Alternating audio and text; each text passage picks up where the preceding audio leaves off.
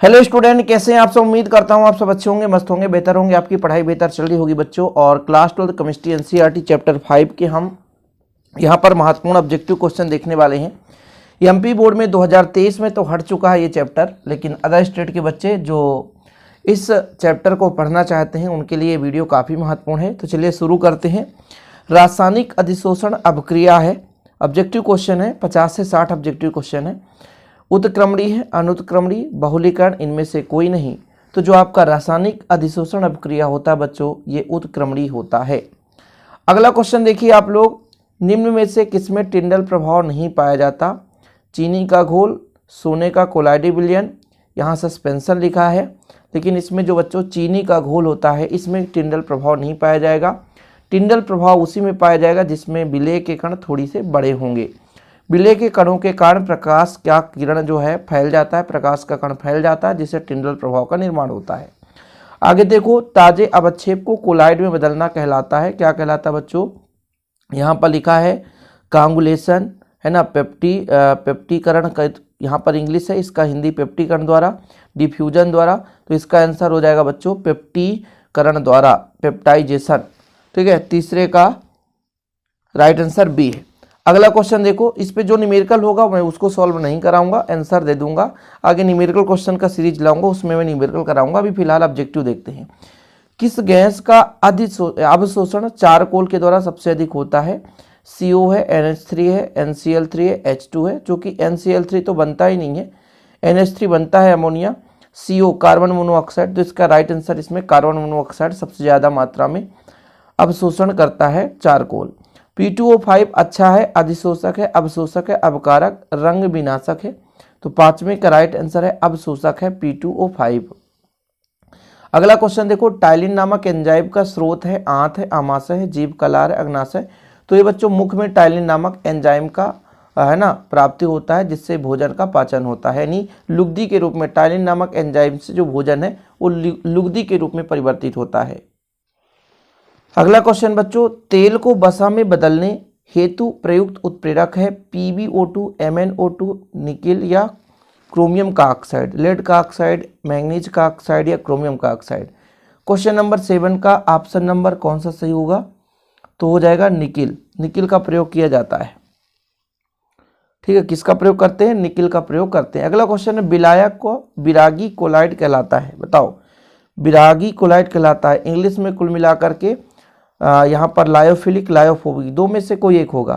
तो द्रव विरागी कोलाइड कुल मिलाकर जिसे बोलते हैं हम, तो वो क्या कहलाएगा बच्चों, तो वो कहलाएगा लायोफोबिक। और जब हम द्रव स्नेही कोलाइड की बात करते हैं तो लायोफिलिक की बात कर लेते हैं। ऑप्शन नंबर ए हो जाएगा। दूध एक क्या है बच्चों, पायस है, ये सबको पता है, जैल निलंबन साल नहीं है, दूध एक पायस होता है। अगला नंबर, निम्न में से किसके लिए हिमांक का अवनमन अधिकतम होगा। तो ये पोटेशियम सल्फेट का हो जाएगा, इसका right answer option number A. आप लोगों को मैं यहाँ पे इस प्रकार से क्वेश्चन से अवगत कराता हूँ कि बोर्ड में ऐसे क्वेश्चन पूछे जा सकते हैं। तो मैक्सिमम क्वेश्चन सुपर फास्ट रहता है मेरा ऑब्जेक्टिव, ज़्यादा टाइम लॉस नहीं होगा बच्चों। 10 मिनट में 50 क्वेश्चन आपका रिपीट होगा।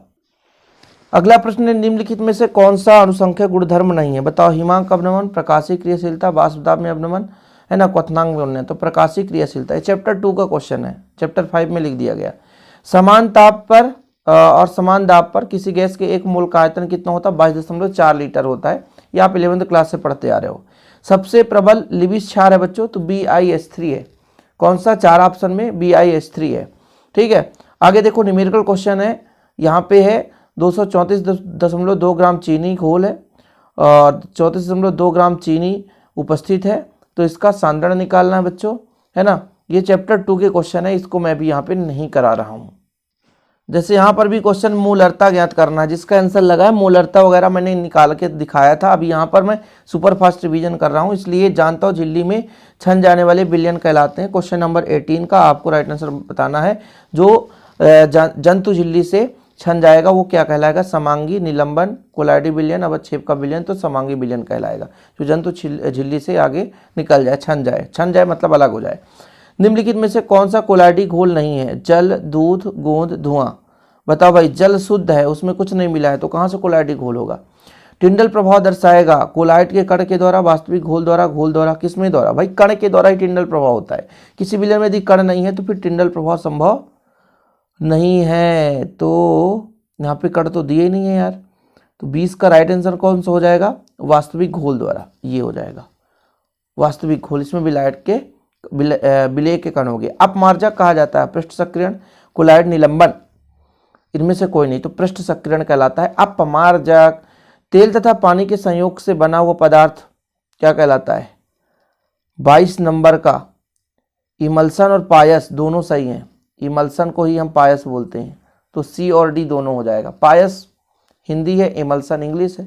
तो भाई तेल में पानी यानी द्रव को द्रव में मिलाते हैं तो पायस ही बनता है, इमल्सन बनता है। तो अगले प्रश्न पर चलते हैं। यूरिएज उदाहरण है बच्चों 23 नंबर का, ठीक है। अम्ल क्षार उत्प्रेरक का, एक कोलाइड का, एंजाइम का, एक अपमार्जक का। तो एक एंजाइम का उदाहरण है यूरिएज। निम्नलिखित में से कौन सा द्रव स्नेही कोलाइड है? दूध, कोहरा, गोंद, रक्त। जिसमें ज्यादा आकर्षण होगा तो गोंद में अणुओं के भी ज्यादा आकर्षण होगा, तो द्रव स्नेही कोलाइड है गोंद। गोंद इसका राइट आंसर हो जाएगा। निम्न में से किसमें टिंडल प्रभाव संभव नहीं है?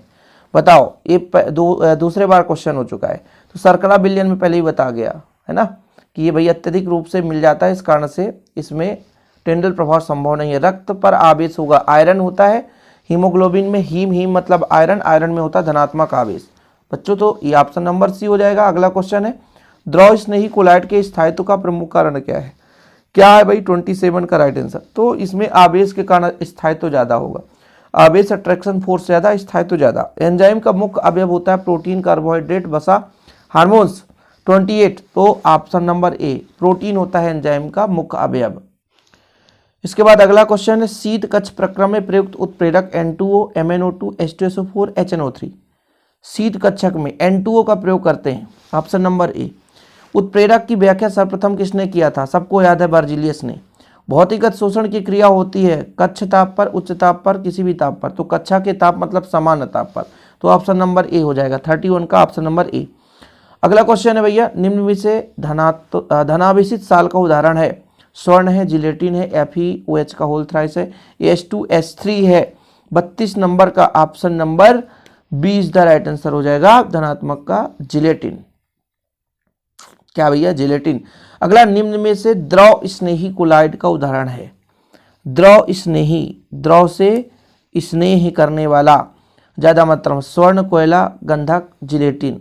बताओ 33। तो इसमें भाई स्वर्ण कोयला से ज्यादा जिलेटिन होगा। अगला X/M तथा P के मध्य ग्राफ कहलाता है? अधिशोषण समतापी प्रक्रम, अधिशोषण समदाबी। अब देखो P है भाई तो क्या होना चाहिए? यहां पर P है तो दाब है, अधिशोषण समतापी प्रक्रम, समतापी वक्र, अधिशोषण समदाबी वक्र और भौतिक अधिशोषण वक्र, परासरणी वक्र। तो इसका आंसर बच्चों ऑप्शन नंबर ए है, लेकिन इस पे मुझे थोड़ा सा डाउट है। इसे आप लोग यदि कर लेना, हो सकता है आप इसका निराकरण कर सको। तो इसके बाद आगे देखते हैं निम्नलिखित में से कौन सा द्रव स्नेही? द्रव स्नेही अभी आपने पढ़ा था गोंद है। कोलाइडी साल है, वास्तविक विलयन निलंबन, विषमांगी साल, समांगी साल। बताओ। तो निलंबन जो है कोलाइडी साल है। 36 गलत बता दिया मैंने। 36 का ऑप्शन नंबर सी विषमांगी साल जो होगा वो कोलाइडी साल होगा। इसको मेंशन कर लेना, सुधार कर लेना भाई। विषमांगी साल कोलाइडी साल होगा। साबुन ग्रीस को किसके द्वारा अलग करता है? अधिशोषण के द्वारा, स्कंदन के द्वारा, इमल्सीकरण। बताओ। तो ये इमल्सीकरण, पायसीकरण के द्वारा। उत्प्रेरक एक वस्तु है जो क्या करता है? उत्प्रेरक पृष्ठीय क्षेत्रफल प्रदान करता है और साम्यावस्था को रोकने का काम करता है, ठीक है। उत्पाद को साम्यावस्था सांद्रण को बढ़ा देता है, प्रतिक्रिया के साम्यावस्था स्थिरांक को परिवर्तित कर देता है, साम्यावस्था प्राप्त करने के लिए समय को कम कर देता है, प्रतिक्रिया में ऊर्जा प्रदान करता है। 38 नंबर का ऑप्शन नंबर सी साम्यावस्था प्राप्त करने के समय को कम कर देता है। 38 option number C is the right answer. निम्नलिखित में से ठोस ठोस समुदाय कौन है? 39 का बताना है। तो सी है संश्लेषित जेम बच्चों, संश्लेषित जेम। निम्नलिखित में से ठोस ठोस समुदाय कौन है? तो संश्लेषित जेम है। 39 number C is the right answer. इसके बाद अगला क्वेश्चन देखो। ठोस सतह पर गैस के अधिशोषण के लिए log X/M और log P के बीच ग्राफ रेखीय होता है, ग्राफ के ढलान का स्लोप बराबर होता है किसके बराबर होता है, के लॉग के इन के 1/x के बराबर होता है। तो ऐसे क्वेश्चन तो पूछे नहीं जाते हैं भाई, तो ऐसे क्वेश्चन पर फोकस मत करना। लेकिन जैसे ये क्वेश्चन देखो, कोलाडी विलयन में कोलाडी कणों का आकार कैसा होता है 41 का भाई, तो 10⁻⁻6 से 10⁻9 के बीच नहीं नहीं नहीं नहीं नहीं। सही है क्या, एक बार सोच लो। ठीक, यही होता है लगभग। देखो यार, ये माइनस वाले पावर में ना थोड़ा सा भूल जाता है। निम्नलिखित में से किस धातु का निष्कर्षण मैक आर्थर विधि से किया जाता है, तो भाई यहाँ पे सिल्वर धातु का निष्कर्षण मैक आर्थर विधि से करते हैं। लवर सेतु में KCl प्रयुक्त होता है, क्यों, इसके पीछे का रीजन क्या है, एक वैद्युत अपघट्ट है, वैद्युत का सुचालक है, ये जिलेटिन के साथ गाढ़ा विलयन बनाता है, K पॉजिटिव और Cl नेगेटिव आयनों का चल का तो लगभग बराबर है। तो option number D is the right answer. दूध क्या है भैया, द्रव में या जल में प्रक्षेपित वसा है, वसा में प्रक्षेपित जल है, तेल में प्रक्षेपित वसा है, तो तेल में प्रक्षेपित तो हो ही नहीं सकता, फिलहाल ये चीज़ समझो। तो जल में अधिक मात्रा में यदि वसा होता तो फिर गलत हो जाता, जल में कम मात्रा में वसा होता है, तो 44 का ऑप्शन नंबर ए हो जाएगा राइट आंसर। अगला क्वेश्चन बच्चों, किसी गैस के ठोस सतह पर अधिशोषण की मात्रा निर्भर करती है दाब पर, ताप पर, उसकी प्रकृति पर, तो सभी में, उपरोक्त सभी में। निम्नलिखित में से कौन सी धातु प्रकृति में मुक्त अवस्था में पाई जाती है, सोडियम, लोहा, जिंक, प्लेटिनम। तो प्लेटिनम जो है मुक्त अवस्था में पाई जाती है। ठीक, अगला क्वेश्चन देखो, गैस ठोस बना देता है तो ये विषमांग उत्प्रेरक का कार्य करेगा, तो ये ऑप्शन नंबर भैया विषमांग उत्प्रेरक का हो जाएगा। आप पूरा क्वेश्चन पढ़ सकते हो भाई, कौन सा उदाहरण है, विषमांग उत्प्रेरक का है। लोहा धातु का निष्कर्षण के फलस्वरूप जो धातुमल बनता है वो कैल्शियम सिलिकेट है, CaSiO3, कैल्शियम सिलिकेट। अगला क्वेश्चन देखो, मांड विधि से कौन सी धातु का शुद्धिकरण किया जाता है, 49 का भैया राइट आंसर हो जाएगा। निकिल जैसे धातु का हम मांड विधि से शुद्धिकरण करते हैं। इसके बाद अगला प्रश्न बच्चों, सभी लेंथेनाइट के लिए कौन सी निम्नलिखित आक्सीकरण अवस्था सामान्य है, तो +3। देखो कुछ ऐसे क्वेश्चन है जो अलग से भी हैं, चैप्टर 5 के भी अलावा इसमें क्वेश्चन ऐड है, तो आप परेशान मत होना, है तो केमिस्ट्री की, आपको तैयारी करना है। धातु आयनों की पहचान तथा मात्रात्मक आकलन किस अभिकर्मक द्वारा किया जाता है, तो EDTA, DMG है, अल्फा नाइट्रोसो, बीटा नेप्थलीन, तो नेप्थेनॉल है, तो इनमें से सभी में से किया जाता है। अगला क्वेश्चन, निम्नलिखित में से कौन सा प्यूरिन भी उत्पन्न करता है, तो गुआनिन। 52 का option number B is the right answer, guanine. अगला देखो, द्रव में किसी द्रव को परिक्षेपित करा, द्रव को द्रव में मिलाओ तो पायस बनता है भाई, जिसे एमल्सन कहते हैं। ब्राउनी गति के कारण का, भाई ब्राउनी गति किसके कारण होता है, तो कणों के आकार के कारण। कण का आकार नहीं है तो फिर ब्राउनी गति संभव नहीं है बच्चों। कणों का आकार तो है लेकिन इस पे प्रक्षिप्त माध्यम में अणुओं का कोलाइडी कणों पर संघात, तो इसका राइट आंसर हो जाएगा ऑप्शन सी, ये वाला। ठीक है, कोलाइडी कणों का संघात, ये ऑप्शन सही हो जाएगा।